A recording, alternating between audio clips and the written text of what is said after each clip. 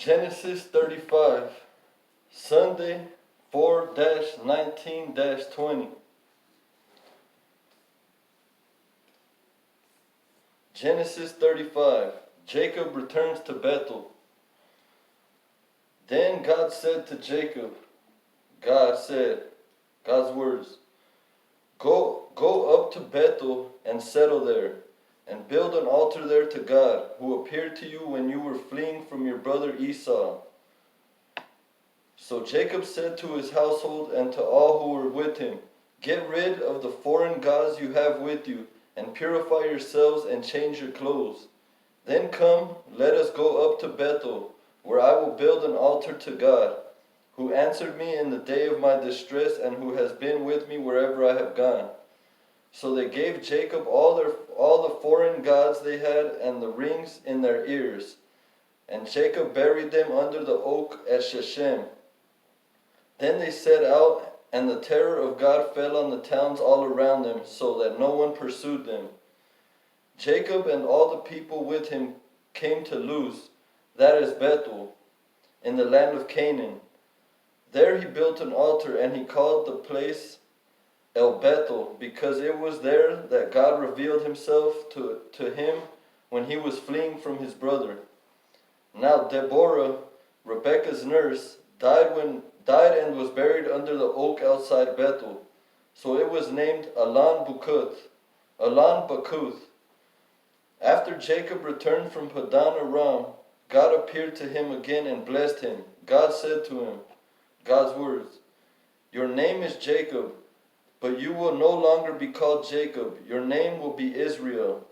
So he named him Israel, and God said to him, God's words, I am God Almighty. Be fruitful and increase in number. A nation and the committee of nations will come from you, and kings will be among your descendants. The land I gave to Abraham and Isaac I also give to you, and I will give this land to your descendants after you. Then God went up from him at the place where he had talked with him. Jacob set up a stone pillar at the place where God had talked with him, and he poured out a drink offering on it. He also poured oil on it. Jacob called the place where God had talked with him Bethel. The deaths of Rachel and Isaac. Then they moved on from Bethel, while they were still some distance from Ephrath. Rachel began to give birth and had a great difficulty.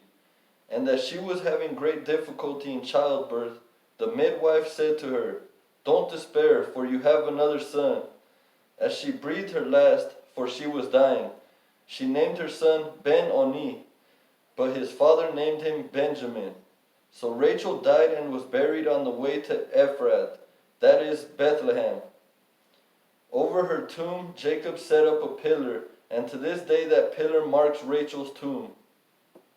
Israel moved on again and pitched his tent beyond Migdal Eder. While Israel was living in that region, Reuben went in and slept with his father's concubine Bilhah, and Israel heard of it. Jacob had 12 sons. The sons of Leah, Reuben the firstborn of Jacob, Simeon, Levi, Judah, Issachar, and Zebulun. The sons of Rachel, Joseph and Benjamin. The sons of Rachel's servant Bilhah, Dan and Naphtali. The sons of Leah's servant Zilpah, Gad and Asher. These were the sons of Jacob who were born to him in Padan Aram. Jacob came home to his father Isaac in Mamre, near Kiriath Abra, that is Hebron, where Abraham and Isaac had stayed. Isaac lived 180 years. Then he breathed his last and died and was gathered to his people, old and full of years. And his son Esau and Jacob buried him. Alright, so 12, that's it for today, but 12 sons, 12 nations of Israel.